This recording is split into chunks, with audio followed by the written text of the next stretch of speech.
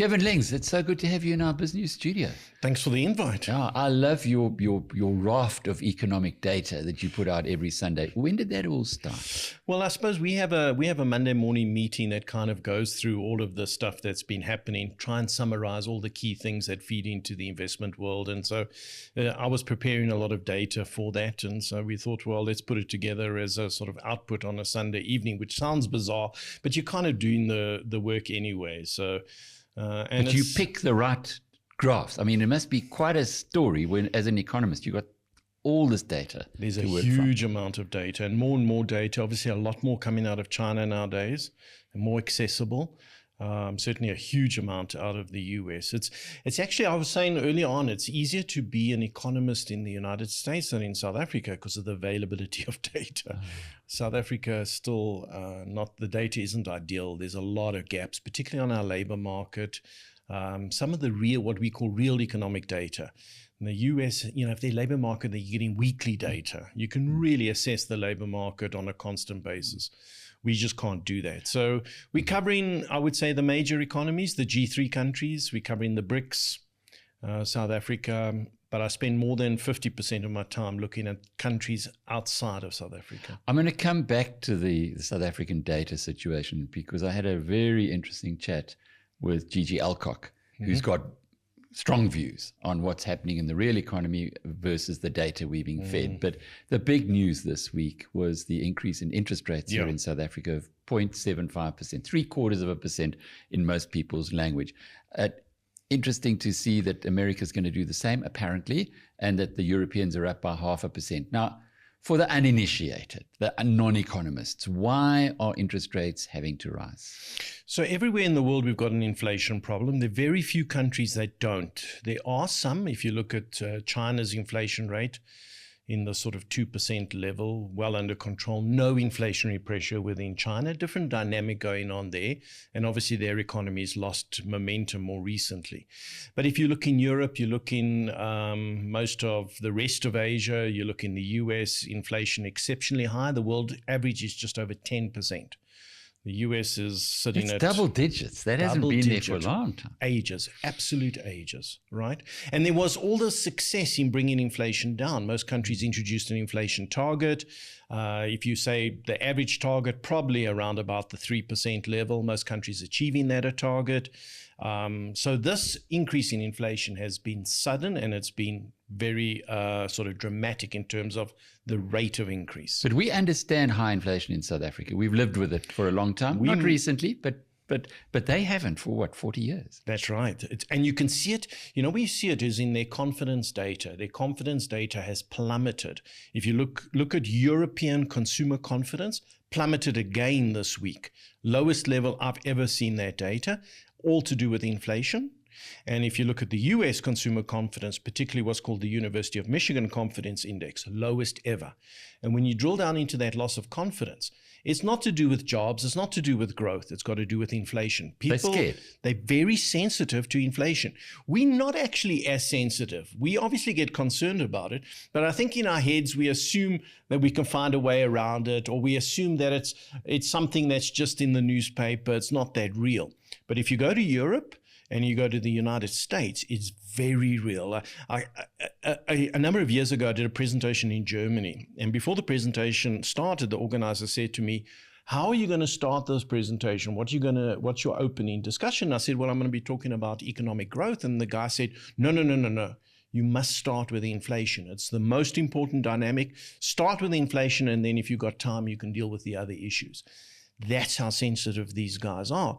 And if you look at European inflation up at 8% odd, some countries higher than that, this is a real concern for them. And obviously now they're putting up interest rates, and everybody in the world's putting up interest rates. Again, with one or two exceptions, China being the very key exception, they actually cut interest rates this year. But if I look at the data, more than 44 countries, probably about 45 countries have put up rates. Now the ECB's put up rates, which represents a whole lot of countries. So you're having pretty much most major economy putting up interest rates in order to combat inflation. But if inflation snuck up on them, because that appears to have been the case, can it also be dispatched very quickly. 100%. So remember, there was this debate early on whether this inflation is transitory, temporary, or whether it's persistent. And initially, the US said it was transitory. The ECB was saying unequivocally this is transitory. And it's because it was initially mostly driven by energy, by the oil price, by the Russia-Ukraine crisis, to some extent the opening up of the global economy after COVID, to some extent, obviously, supply disruptions that were going on over the last couple of years. But if you said what was the main cause was the oil price. Now, a lot of people then did work to say, okay, so the oil price is a factor, but we think in time the oil price will moderate, which will then bring down that inflation rate. And if there isn't any other inflation problems, then this will be transitory. So we don't have to be too concerned about it. Then in the US, what started to happen was they had stimulated the economy dramatically through government stimulus, etc., and the inflationary pressure broadened.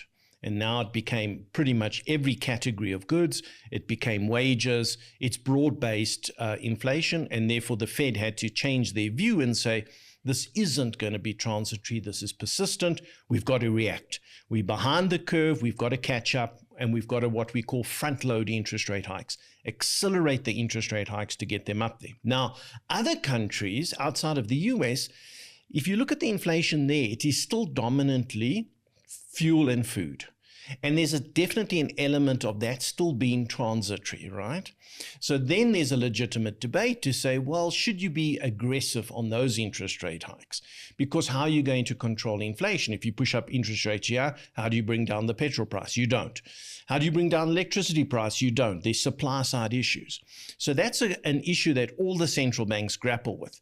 In South Africa, what our Reserve Bank is saying is there's now more evidence that it has broadened into a wider range of goods. You can see that in some of the imported inflation. You can see that in wage demands. They're very worried about wages now. Have a look at the unions wanting double-digit wage increases.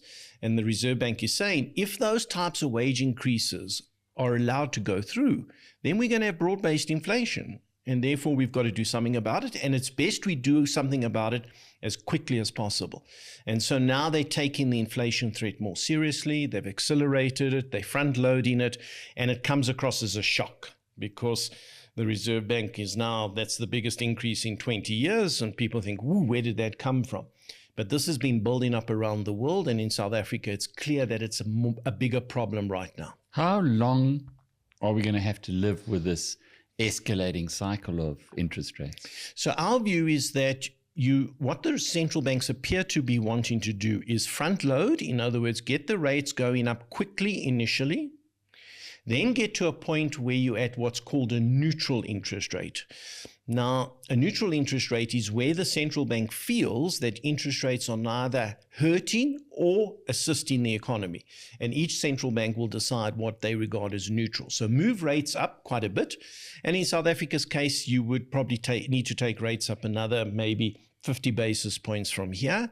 And then you would want to stop and survey the landscape. Now, think about it. The way to think about it is medicine, right? If you've got an ailment and the doctor says to you, you need to take this medicine. You take the medicine, at some point the doctor's going to say, okay, let's assess whether this is working, this treatment is working. We can't assess it very early because the medicine still has to work. So we want to give the medicine time to work, but at some point we're going to stop and say, let's assess this. That's what's going to happen in all countries, and all central banks are going to get to a point where they pause the interest rate hikes, they look around, and they assess if it's working. Now, that's probably at the end of this year. At that point, we think most inflation rates around the world will be coming off, and I think we need to chat about that. It's a critical thing, but I think you're going to get a rollover in inflation everywhere in the world. And as inflation's coming down, now your analysis changes. Instead of fighting inflation on the upside, you're now worrying about, okay, it's coming down, isn't going to come down far enough. Isn't going to go back to the target range. Is it going to be sustained lower? The debate will change. So at the moment you're fighting the upward leg of inflation, you've got to move rates up quickly. You've got to get them to that level you want quite quickly and then see if it starts to have an effect. Once it's clear that inflation is moderating, you can then finesse the interest rate adjustments. Maybe you still have to go a little bit more. The doctor has to give you a bit more medicine, but basically the job's done. So the medicine he's giving you in this, to use your analogy, is to cool down the economy. To hurt the economy on purpose. It sounds bizarre, but you are It is bizarre. You are on purpose hurting the economy. And the Reserve Bank will say what we need to do is, yes, the unions are going to demand 10%. The union's going to demand whatever. We've got to hurt the economy to the point where companies are just unwilling to grant those increases. They just can't afford to do that, because as soon as you give in and as soon as you grant those, or as soon as you just pass on these price effects, now you've got broad-based inflation. So interest rates, when they put them up, they are designed to hurt the economy, to cool it down. Of course, you use different language, right? And you don't want to hurt it too much. You don't want to hurt it so much that you're now crippling it and sending it into ICU. You want to hurt it enough to just temper the growth, There's very little demand in South Africa, but you still want to take away some of that demand. And you just want to make it more difficult for these price increases to gain traction, wherever they are. So let's get a real example. A company is dealing with higher fuel costs or higher transport costs. They're moving goods around the country, and now they've got this higher transport cost, and they want to pass that cost on to the consumer. That's a real thing. You want to hurt the economy where that company says, I don't think we can do that. We can pass on some of those costs, but we can't pass on all of them, because if we pass on all of them, the consumer can't take that increase, and therefore our business is going to suffer. So we've got to take some of the pain. The consumer's got to take some of the pain. It's a complex economy, this modern economy that how does one manage it when you've got people who have got some pretty weird ideas, the lawmakers in South Africa, about how to run an economy? So that's a huge topic. So there are big differences depending on which part of government you're talking to and their idea of how to do this, right? Most of the day-to-day management around the financial system, around things like interest rates, inflation, etc., is all done by the Reserve Bank and National Treasury. And there's quite a lot of cohesion between those two entities on how the system works, on how to best manage it. I was chatting to the Reserve Bank this morning, and they were saying they spend a huge amount of time at the Bank of International Settlements with most of the major central banks around the world. They literally have discussions with the Federal Reserve, the ECB, etc. They're getting all of that feedback about. So they're plugged in very much to the everything, all the good stuff, if you like. 100%. And they on purpose, in fact, the governor was saying this morning, they on purpose set up their MPC meetings to take place after they've met with the Bank of International Settlements and therefore the other central banks, so that they bring in that thinking into their own decision making. So what you're getting out of the Reserve Bank is very much best practice global thinking, and they don't want to be out of tune with the global narrative, but they want to apply South African domestic circumstance. When you go into other government departments, you don't have that. When you go and look at industrial policy, competition policy, labor policy, a whole range of other policy measures, you don't have that internationalization to the same extent, and it tends to be more just whatever the political narrative is and what the political agenda is. And there's a large element of ideology that tends to govern that thinking. And then you've got all kinds of vested interests. And so that policy framework, to me, in terms of making it impact this economy, always feels messy. It feels uncoordinated. It's difficult to understand fully. And it's got us very much into the mess that we're in at the moment. We're not in a good place in South Africa. We're in a terrible place. This would be I think the consumer confidence numbers telling you where we are. If you look at it, it's pretty much the lowest in 30 years. You'd have to go back to the Rubicon speech. 1985.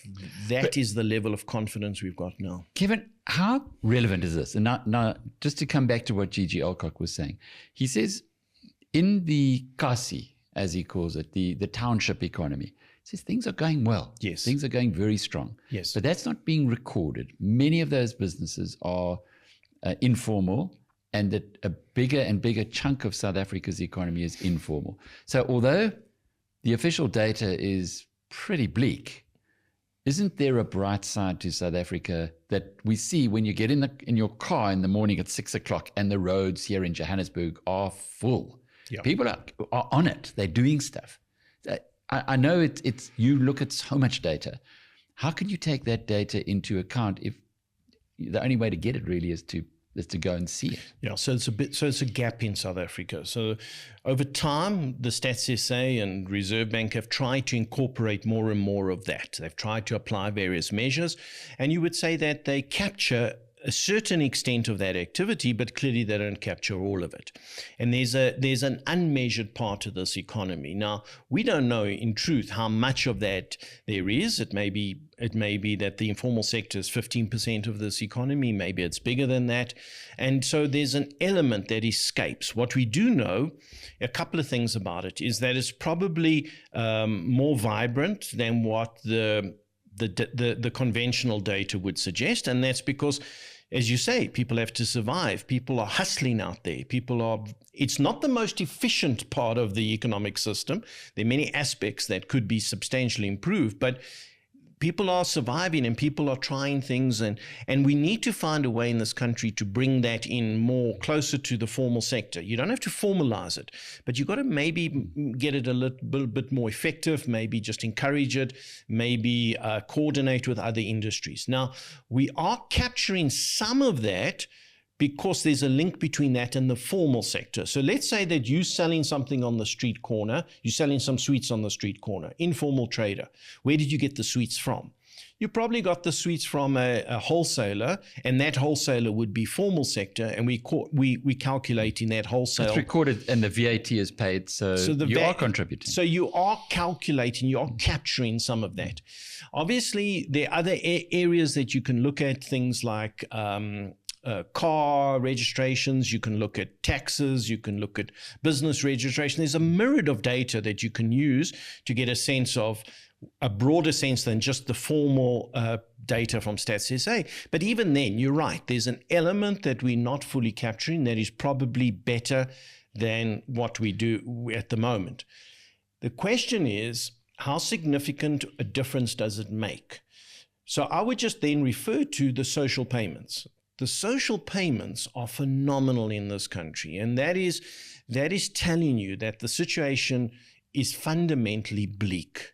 The unemployment rate, I think, is bleak. I think if you look at how many people are getting the 350 Rand social payment, that number tells you alone that there's a huge desperation out there. So perhaps the informal sector is providing some support, some relief, but it's not so big that we're fundamentally missing the dynamic of this economy. It's not that big. Just to close off with, I got an email from Hanko Janse van Rensburg, one of our community members, and he said to me, this calculation of inflation in South Africa and the US or elsewhere, is it the same? And I said, yes, well, CPI. And he said, he went and did some research and came back. Interesting. He says in America, shelter is 32% of their CPI, energy is 7.5%. South Africa, housing and utilities, which I presume is that, is 24.5%. Food is almost the same, but then US medical care, 7%, South Africa 1.5%. There's some big differences there. Massive differences. So why is that? So the way in which you calculate that percentage is based on what people spend their money on. So before you get to those percentages, you do what's called a household survey, a household expenditure survey. And what you're trying to find out is what do people spend their money on? And that survey is done pretty much every 5 years. And these weights that you refer to, these percentages are adjusted on a regular basis. So in the US, yes, the biggest weight is shelter, and they spend a phenomenal amount of their money, ultimately, effectively, on housing. In South Africa, we spend a considerable amount on that, but we spend a huge amount on food and transport, public transport, etc. So it depends on how your consumer spends their money will imply what happens to the weights of those categories. So what you said about energy in America, because it's presumably a bigger chunk there, if the petrol price goes up, then their inflation might go up more rapidly than a country where energy is not as big. And you've also got to remember, you've got heating within homes, you've got severe cold weather that takes place in various cities. So you've got central heating that takes place in homes. That's all a bigger energy cost. And so if energy goes up, it makes a bigger difference. And that's why their inflation rate is up at 9.1%, and our inflation rate is 7.4%. Yeah, that's unusual. Very unusual. We're lagging the rest of the world. And it's How long will it last? It won't last long because we think the 9.1% is the top of the US inflation number. That number will come down quite sharply during the course of next year. And I think that in time, 2024, they'll be back more or less at the inflation target of 2%. And I don't think we're going to be at that level. So it won't last, but for the moment it is. And it's telling you about the weights, this difference in the percentage. But that's a key point you've just made there, that the inflation rate 9% in America coming all the way down to 2%. Yes. But that must be very good for shares because the share market got a panic when inflation went up to 9%. So that's critical in terms of markets, because when you look at markets, I think a lot of the pain that we're experiencing is in the price, right? US equity markets have come up substantially. Our markets are weaker. A lot of the pain is there. So you want to generally, as a thought, buy into these equity markets when you're at the point of maximum pessimism. And that's the difficult thing to do because psychologically that feels like the wrong thing to do. But that's what you've got to do. Where's the point of maximum pessimism?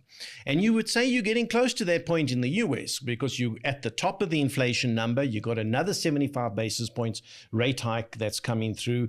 You've got consumer confidence in the US that's pretty much at a record low.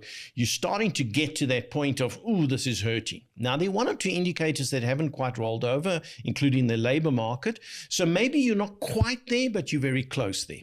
You also realize that at some point, in the not too distant future, inflation is going to be coming down sharply. And then the debate is going to switch to, when does the US cut interest rates? And I would say that by the end of next year, that's going to be the debate. Now, you don't want to wait to go into the equity market for that debate. You waited too long because once you're talking about a cut in rates, now you're talking about the start of the next economic upswing. And at that point, you want to be in these markets, right? So if you wait for that to happen, you're probably going to wait too long. So between now and the end of next year, you're looking for that optimal buying opportunity. And it is always the point of maximum pessimism. And you're trying to judge that. And I know sitting in asset management, that's what our fund managers are doing. And this is a bizarre thing for people to get their heads around. Our fund managers get excited when things are depressed, because they realize that's the buying opportunity. Most people get depressed when things are depressing, right? Because it is depressing. But if you are an investor, what you're searching for is, okay, is it time to buy now? That's the question that I get asked a huge amount. Should I be going into bonds? Should I be going into equity? Should I be going into property? And it seems wrong because we know interest rates are going to go up again. We know the economies are going to slow down. We know there's a risk of recession. We know forecasts have been revised down. The markets are forward-looking. They've priced a lot of that in already, maybe a little bit more to go, but then you want to get into these markets. Kevin Lings, Chief Economist at Stanlib, thanks. It is always a pleasure talking with you. And I'm Alec Hogg from BizNews.com.